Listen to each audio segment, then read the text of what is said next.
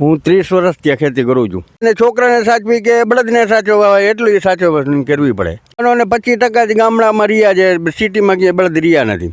એના આધુનિક અને ફાસ્ટેગ યુગમાં હવે લોકો જે છે તે બળદની ખેતી ભૂલતા જાય છે, ટ્રેક્ટર અને અતિ આધુનિક સાધનો વડે જે છે તે ખેતી કરે છે. ત્યારે મોરબી જિલ્લાના ઘણા બધા ગામડાઓ પણ એવા છે કે જ્યાં આજની તારીખે પણ બળદથી ખેતી થાય છે. ત્યારે અત્યારે આપણે એક ખેડૂત છે તેમની સાથે મુલાકાત કરીશું જે બળદથી ખેતી કરે છે. તમે કેટલા વર્ષથી આ ખેતી કરો છો અને કેટલા વર્ષથી બળદથી ખેતી કરો છો? હું 30 વર્ષ ત્યાં ખેતી કરું છું. તમારું નામ? મારું નામ પોપટભાઈ. અને બળદની ખેતીમાં એ ફાયદો થાય છે કે ટાઈમે આપણે બળદની ખેતી કરી શકીએ. અને ટ્રેક્ટરની ખેતીમાં એવું થાય છે કે જો વધારે વરસાદ હોય તો એને ખરાર પૂરતી જ જોઈએ. બરાબર. એટલે એમાં ટાઈમ પૂરેપૂરો જોઈએ ટ્રેક્ટરમાં. ઓકે. અને બળદની ખેતીમાં ખરારની જરૂર ન પડે. ટાઈમે ખેતી બળદની ખેતી આપણે કરી શકીએ છીએ. પાછું ઉપજ સારી આવે. ઉપજ સારી આવે છે અને જમીન ફળદ્રુપ. જમીન ફળદ્રુપ રહે, નુકસાનનું એમાં ઓછું થાય. ઓકે. જંતુનાશક દવાની ઓછું નાખવું પડે. ઓછું નાખવું પડે.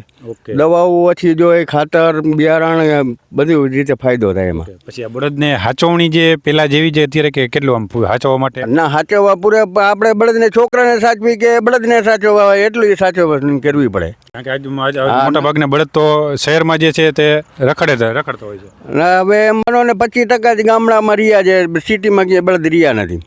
25% જ ગામડામાં, બાકી બધા ટ્રેક્ટરથી જ ખેતી કરવા વાળા થઈ ગયા છે. બરોબર. એટલે આમ વાર લાગે આમાં, પણ થોડોક વાર લાગે પણ ટાઈમે કરી શકીએ આપણે બળદથી.